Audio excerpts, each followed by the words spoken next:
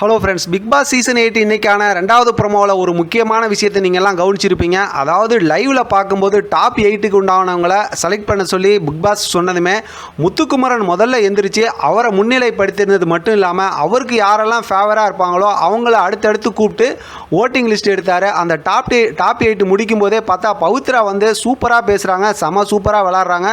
உண்மையிலுமே பவித்ராவுக்கு நம்ம பயங்கரமாக சப்போர்ட் பண்ணலாம். அந்தளவுக்கு கரெக்டாக ஜெனூனாக விளாண்டுட்டு இருக்காங்க. அதை தான் அவங்க சொன்னாங்க, உங்களுக்கு பிடிச்சவங்களை கூப்பிட்டு நீங்கள் ஓட்டிங் எடுத்து நிறுத்திட்டீங்க அப்படின்னா மற்றவங்களுக்கு எப்படி ஓட்டிங் கிடைக்கும்னு சொல்லிட்டு கரெக்டாக கேட்டாங்க. ஆனால் இந்த வாரம் கேப்டனாக இருக்கக்கூடிய ரஞ்சித் சார் வந்து ஒன்றுமே பேசாமல் இருக்கிறது உண்மையிலுமே ரொம்ப வெறுப்பாக தான் இருக்குது. அதை தான் அருண் வந்து கரெக்டாக பாயிண்ட் அவுட் பண்ணி பேசிட்டு எனக்கு அதில் நிற்கிறதுக்கு விருப்பம் இல்லைப்பா அப்படின்னு சொல்லிட்டாங்க. இருந்தாலும் இன்றைக்கான அந்த விஷயத்தில் பார்க்கும்போது ராணுவ கூட ஓரளவு சரியாக தான் பேசி அந்த இடத்துல குழப்பி விட்டார். ஆனாலும் முத்துக்குமரன் வந்து வழக்கம் போல் மேனிப்புலேட்டிங் பண்ணி அந்த பேச்சு திறமையை வச்சு முத்துக்குமரனும் சரி, அதே நேரத்தில் இன்னொரு பக்கத்து அதாவது பார்த்தோம்னா அவங்க ரெண்டு பேருமே சேர்ந்து இந்த மாதிரிலாம் பண்ணிட்டு உட்காந்துருக்காங்க, மஞ்சுரியும் சேர்ந்து. ஆனால் மஞ்சுரி வந்து இன்றைக்கி நமக்கு 8 பிளேஸ் கிடச்சிச்சு அப்படின்னு சொல்லி அமைதியாக இருந்துட்டாங்க. அதே நேரத்தில் அவங்க கீழே உட்காந்துருந்தாங்கன்னா அவங்களோட வாதம் எந்த அளவுக்கு இருக்குங்கிறது எல்லாத்துக்கும் தெரிஞ்சது தான். இதை பற்றின உங்களோட கருத்து கமெண்ட் பாக்ஸில் தெரியப்படுத்துங்க. தொடர்ந்து ஆதரவு கொடுங்க.